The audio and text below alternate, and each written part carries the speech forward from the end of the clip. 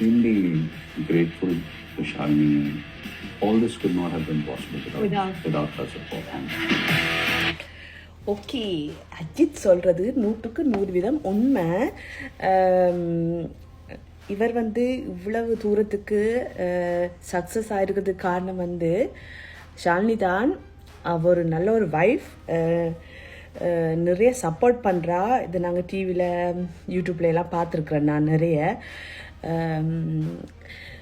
அவள் ஃபேமிலியை பார்த்துக்கொண்டு இவருக்கு இவ்வளோ சப்போர்ட் பண்ண வடிவாக தான் அஜித்குமார் இவ்வளோ உயரத்துக்கு போயிருக்கிறார். என்னடா ஒரு ஆம்பளையை உயர்த்துறதும் ஒரு பெண் தான், ஆம்பளையை கிளப்பட்டு மிதிக்கிறதும் ஒரு பெண் தான்.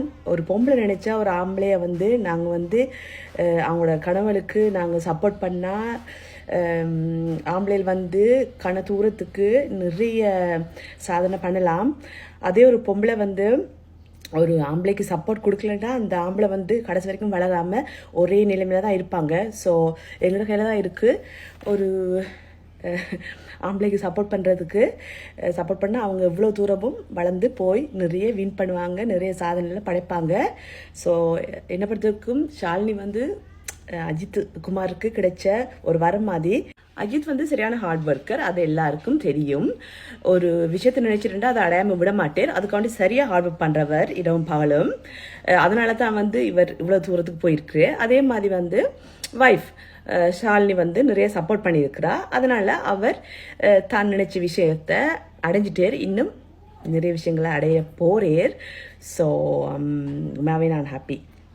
ஒரு ஆணோட வெற்றிக்கு காரணம் ஒரு பெண் தான். ஸோ இதுலேயே எங்களுக்கு தெரியுது ஷாலினி அஜித்துக்கு இவ்வளோ சப்போர்ட் பண்ண முடியாது தான் இவர் இவ்வளோ உயரத்துக்கு போயிருக்கிறேன்.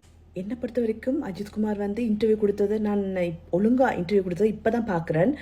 முந்தி சின்ன வயசில் அவர் கொடுத்துருக்குறேன். அது பெருசாக இந்த தமிழ் சினிமா அந்த மாதிரி கொடுத்துருக்குறேன்.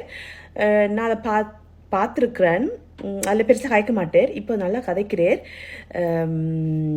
ஸோ எனக்கு பிடிச்சிருக்கு இந்த இன்டர்வியூ. இன்னும் நான் பார்த்து முடிக்கலை ஃபுல்லாக, சின்ன சின்ன கிளிப் தான் பார்த்துருக்குறேன். ஃபுல்லாக பார்க்கணும்டா யூடியூப் போய் பாருங்கள்.